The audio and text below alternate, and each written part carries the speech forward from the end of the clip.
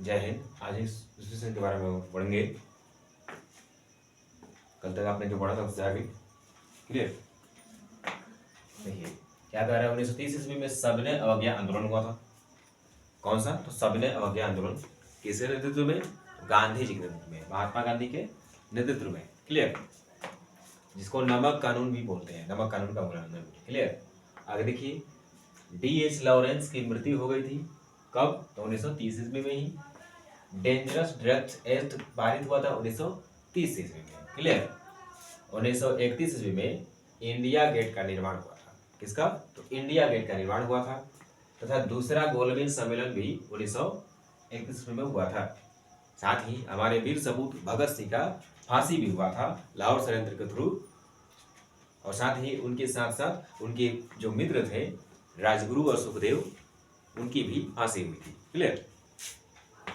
आगे देखिए, 1932 में पूना समझौता हुआ था। कौन सा समझौता?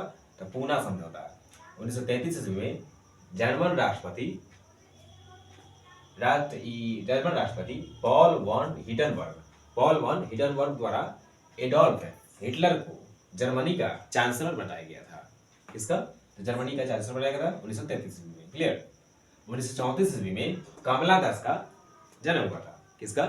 तो कमला दास का जन्म हुआ था। साथ ही बिहार में भूकंप आया था।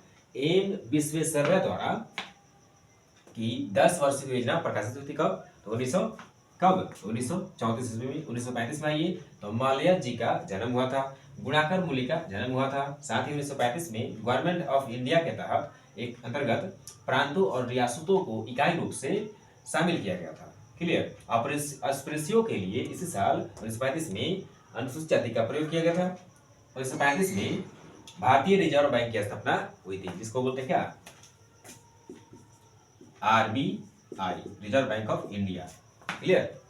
आगे देखिए, 1936 में अखिल भारतीय किसान सभा के स्थापना हुआ था। कब? तो 1936 ईस्वी में अखिल भारतीय किसान सभा का स्थापना हुआ था। साथ ही the general of theory of income and employment, money and interest प्रकाशित हुई थी। कब? तो 1936 ईस्वी में।